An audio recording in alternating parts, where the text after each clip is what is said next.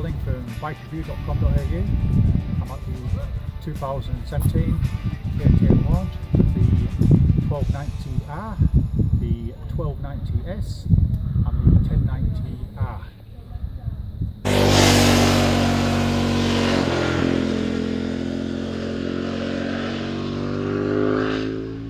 Getting invited to a launch of any new bike is special, but when it's a whole bike category that I've never ridden before, that makes it even more special. I've been testing bikes for 10 years, but those have been more sports-oriented bikes and naked, so getting the chance to throw a leg over one of these adventure beasts was going to be different, to say the least. Not that I'm afraid of going in the dirt, because I trials ride, but that's on a 67 kilo gas, and the KTM Adventure 1290R has 160 horsepower and a dry weight of 217 kilos. So I knew I was going to be in for a whole new challenge. So the KTM 1290 Super Adventure S, there's no getting over the fact that adventure bikes are big and heavy. So if you're fairly short, you will struggle a little with, you know, the 860 to 875 millimeter seat. It's 890 on the R. But having said that, ergonomics is spot on for my 6-foot frame, and you can tell that KTM have put a lot of effort into making the Super Adventure S a mile muncher.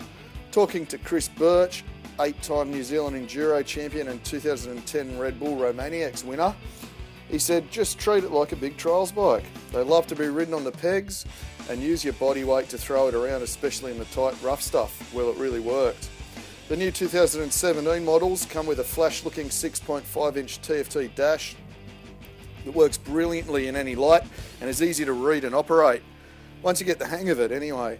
Our test bikes were fitted with the optional $1,700 Akrapovic exhaust, which sounded awesome, and all the bikes were fitted with these, so I can't say what the stock bike really sounds like.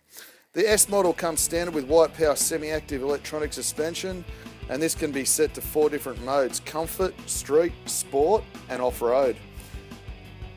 A few manufacturers are going down this route, and my honest opinion is that electronic suspension is a great thing. It allows a person with no suspension knowledge to simply change a setting for whatever reason, you know, or riding type they're doing. It's as easy as that. It's really good. I selected street mode for our first 60 kilometre commuter leg before we hit the fun bits. Lifting the bike off the side stand, I could feel the weight, but surprisingly once on the move the bike feels nowhere near its weight. And the super light hydraulic clutch is one of the best I've ever used. Our 1290 test bikes were fitted with the optional $1,000 travel pack, and this included a quick shifter plus, hill hold control and motor slip regulation. The quick shifter works well and allows for some additional excitement when clicking through the slick gearbox, but it's not a necessity on a bike like this. The seat is a bit firm but comfy and has a nice scalloped section to stop you sliding back too far, while at the front the S model has an adjustable windshield that can be lowered or raised, but it did cause a bit of wind buffeting noise on my helmet. Although I'd be grateful for it in bad weather, that's for sure. Through town the bike is great, and without the optional panniers fitted, lane splitting wasn't a problem at all. The mirrors offered excellent visibility for carving through traffic safely and are pretty much blur free at any speed.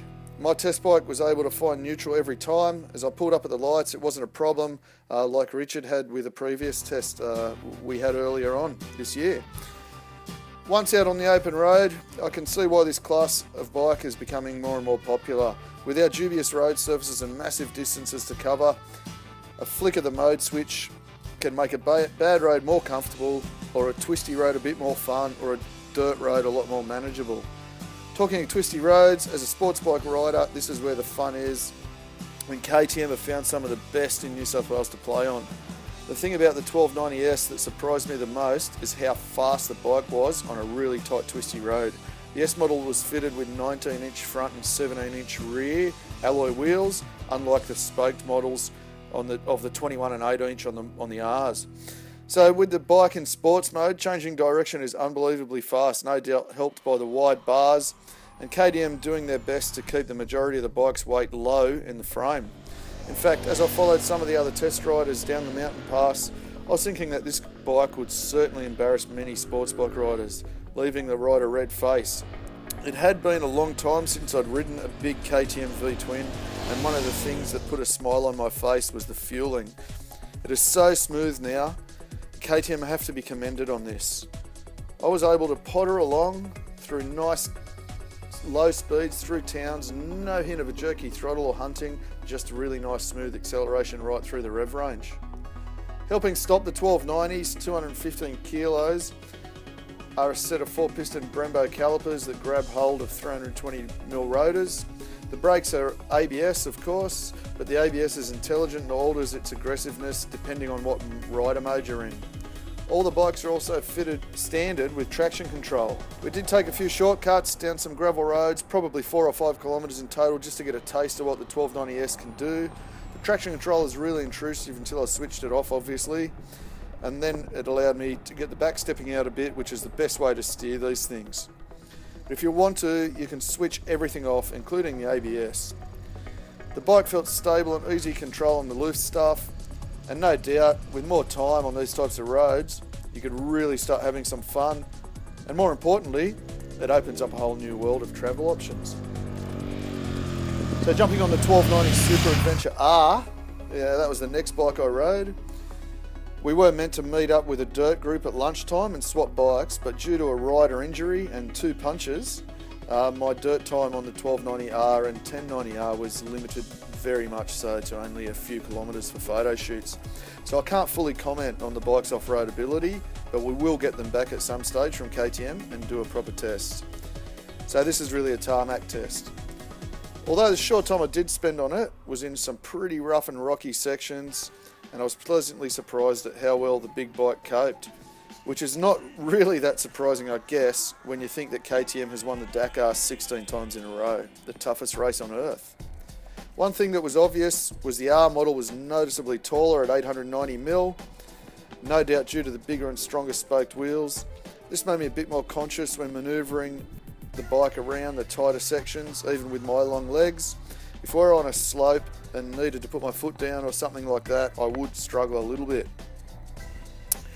On the road, I could tell instantly that the R and S models were totally different beasts. Cornering the R is not as easy as it is on the S model. With the taller wheels, you have more of a gyroscopic effect, obviously, so changing direction was a lot slower. It really depends on what you want to do with your bike and where you'll end up spending most of your time as to which bike you choose. You can certainly spot the R model due to the KTM Racing orange frame colour, along with the chunky tyres. The R model also has manual adjustable 48mm white power forks up front, again more suited to off-road capabilities, and noticeably set up stiffer on our test bikes than the electronic road options you could choose on the S model. Although, if it was your own bike, you would obviously have a lot more time to set the bike up how you like it and have settings for road and dirt. In the dirt, the off-road mode allows for a bit more play. KTM says you get 2 full wheel rotations before the traction control takes over. And in this mode, it's not as interfering with the road modes. One thing that was obvious was the weight difference, or should I say weight feeling, because the true difference was only 10 kilograms at a total of 207 kilos dry, but it felt more like 30 kilograms, which made it a lot less of a handful. The 1090R is a whole $6,000 cheaper than the 1290R, which is a lot of money. But have any corners been cut? Well, you get the same chassis, the Brembo brakes with multi-mode ABS, you get the 4 rider modes with traction control, and you get the same multi-adjustable 48mm white power suspension. What you don't get is the TFT display dash. You get a more conventional LCD dash, which again is easy to use and operate and read. The LC8 based engine is the same as in the 1290, although at a redesigned lower capacity. Being a 1090, which is actually a 1050, brings power down to around 125 horsepower.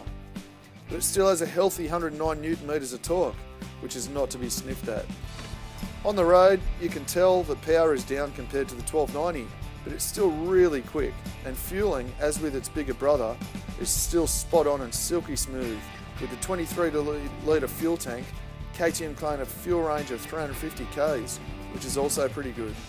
For myself, if I were to be buying an adventure bike, I'd be looking at the 1090 very closely. Yes, it may not have the balls of the 1290, some of the extras like cruise control and the TFT dash, but it's very fast, very capable, and at $19,955 is $6,000 cheaper than the standard 1290R. Anyway, I can't wait to get these bikes back and give them a proper off-road test on some of my local tracks. Thanks a lot for watching. Don't forget, jump on BikeReview.com.au where you can read my full review and ride impressions on all three bikes, including engine breakout, chassis breakout, electronics, and all the other technical information, pricing and specifications. You have a wonderful day. Thanks a lot. Bye.